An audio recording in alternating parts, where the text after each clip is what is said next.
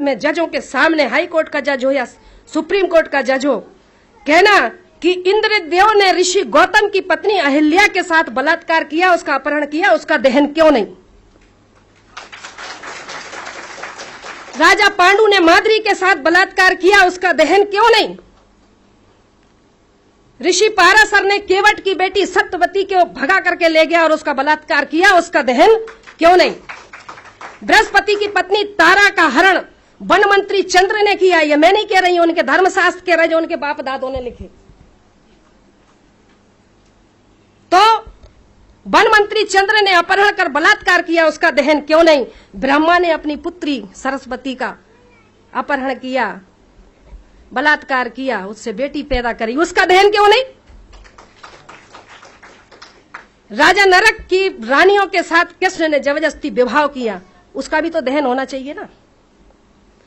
कृष्ण ने स्वयं की बहन सुभद्रा का अपहरण किया, उसका भी दहन होना चाहिए। कृष्ण, अब आप सोचते होंगे कृष्ण और राधा का संबंध क्या है? राधा कृष्ण की मामी है, उनके धर्म के अनुसार अगर कोई भांजा मामी के साथ रंग रलियां मनाएगा तो क्या कोई छोड़ेगा?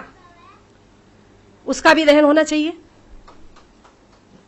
इसी तरह भीष्म पितामह, महाभारत में भीष्म पिता ने अंबे अंबालिका का अपहरण किया, तीन लड़कियों का अपहरण किया, अंबे अंबा अंबालिका, उसका भी दहन करो।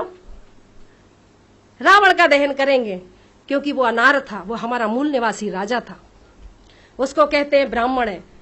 वाल्मीकि जी को कहते हैं ब्राह्मण है। आज हमारा जो भंगी समाज है, वाल्मीकि समाज है, वो सोचता है कि वाल्मीकि जी ने रामायण लिखी। अगर रामायण लिखी तो सुंदरकांड के दोहा क्रमांक 58 में यह क्यों लिखा कि ढोल गवार शूद्र पशु नारी सकल तारणा के अधिकारी? क्यों लिखा? ये लिखा है।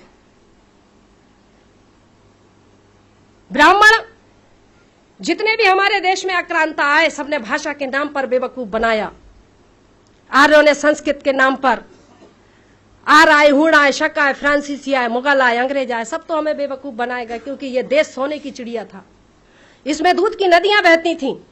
इस देश को लूटने वाले यही है।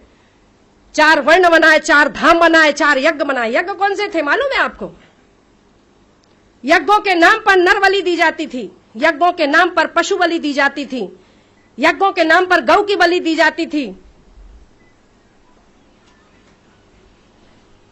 वो उन्होंने नर बलि, गौ बलि, अश्व बलि, राम ने किया ना अश्वमेघ यज्ञ, सुना है ना? अश्वमेघ यज्ञ, नर बलि, पशु बलि, अश्व बलि और कन्या बलि, ये बलियां दी जाती थी। बलि के नाम पर मांस भक्षण करना और सोमरस पीना, ऋग्वेद में ब्रह्मा कहता है, ऋग्वेद में ब्रह्मा कहता है, हे ब्रह्माणी, तो मुझे गौ का मांस इतना खिलाती हो कि मैं खा खा के सांड जैसा हो गया।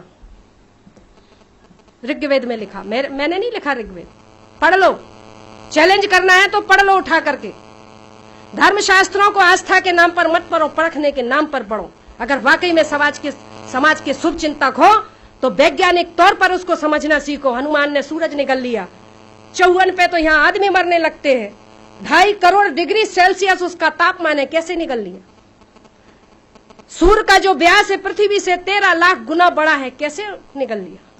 कपोल कथाएं लिख लिख करके इस मासूम, बेबस, मजबूर समाज को गुमराह करने का काम किया। साथियों,